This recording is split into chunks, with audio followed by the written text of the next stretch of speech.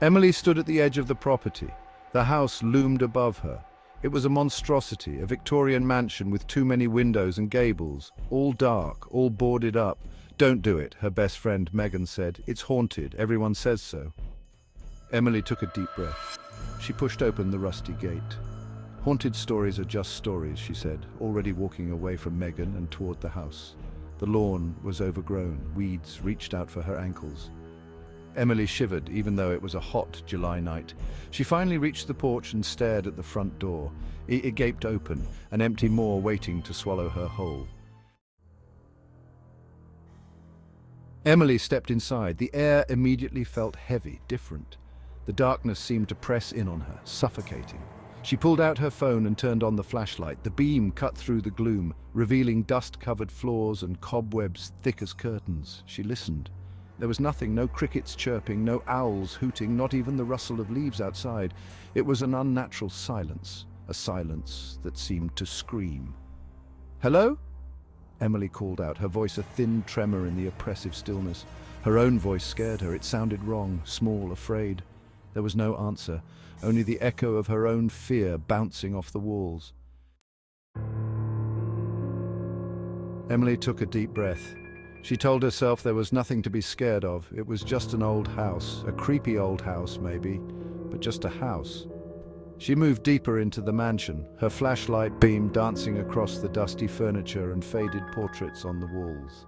The air grew colder, making her shiver. She could smell something too, a musty, rotten smell, like something had died here a long time ago.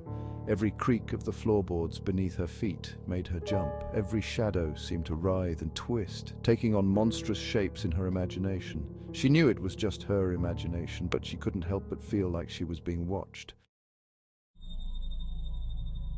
Emily stopped at the foot of a grand staircase.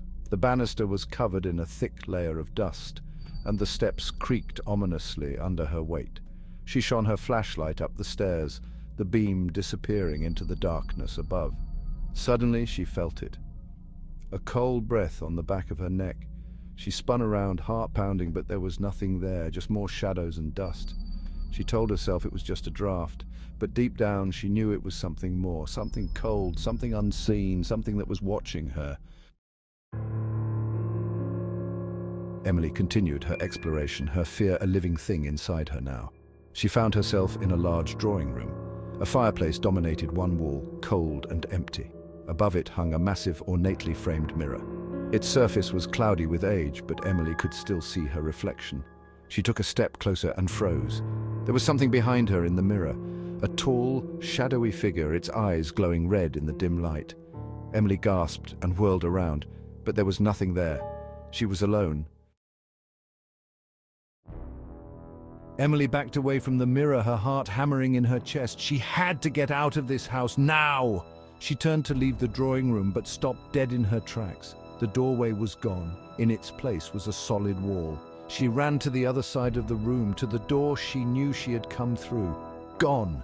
Replaced by another wall, she was trapped. Panic welled up inside her, threatening to consume her. She pounded on the walls, her fist making no sound against the solid wood.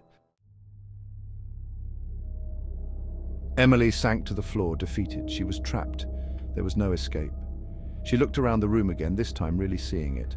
The furniture was old and ornate, draped in dusty sheets. A grandfather clock stood against one wall, its hands frozen in time. And in the corner, perched on a small rocking chair, was a porcelain doll. Its eyes were open, wide, staring eyes, and they were looking directly at Emily. Emily scrambled back from the doll, her breath catching in her throat. She hated dolls, always had.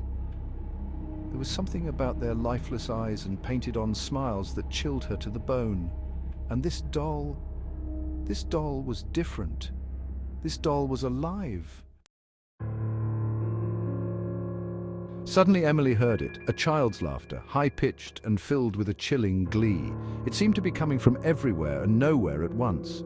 Emily spun in a circle, trying to locate the source of the sound, but it was no use. The laughter echoed around her, bouncing off the walls, growing louder with each passing second. Then, just as suddenly as it had started, the laughter stopped. The silence that followed was even more unnerving than the laughter itself. Emily was alone again, but she knew she wasn't truly alone. Something was in the house with her, something evil. Emily stood up, her legs shaking. She had to get out of this room. She had to get out of this house. She ran to the wall where the doorway should have been and threw herself against it. Nothing. She tried the other wall. Still nothing. Then she noticed something strange. A faint glow emanating from the wall opposite the fireplace. It was a soft, ethereal light, like moonlight filtering through a window. But there was no window there. Emily cautiously approached the glowing wall. As she got closer, the light grew stronger, illuminating a narrow hallway that hadn't been there before. The hallway seemed to stretch on forever, disappearing into darkness. Emily hesitated for a moment, her every instinct screaming at her to turn back, but she knew she had no choice. It was her only way out. She took a deep breath and stepped into the hallway. As soon as she did, the glow behind her disappeared, plunging her into darkness. The air grew colder, and Emily felt a hand close around her wrist. She tried to pull away, but the grip was too strong. She was being dragged forward, deeper into the darkness. "Let me go!" Emily screamed, but her voice was swallowed by the oppressive silence. Emily was pulled to the end of the hallway and thrown into a large, empty room. She landed hard on the cold stone floor, her flashlight skittering away from her. She scrambled to her feet, her heart pounding in her chest. She was surrounded by darkness, the only light coming from a single flickering candle in the center of the room. As her eyes adjusted to the dim light, she saw it. The figure shrouded in shadow, standing at the far end of the room. It was tall and imposing, its features hidden by a dark hood. The figure took a step towards her, and Emily saw its eyes. They were glowing red like hot coals, burning with an ancient evil. Emily screamed. It was a scream born of pure terror, a primal sound that echoed through the empty mansion, and then everything went black.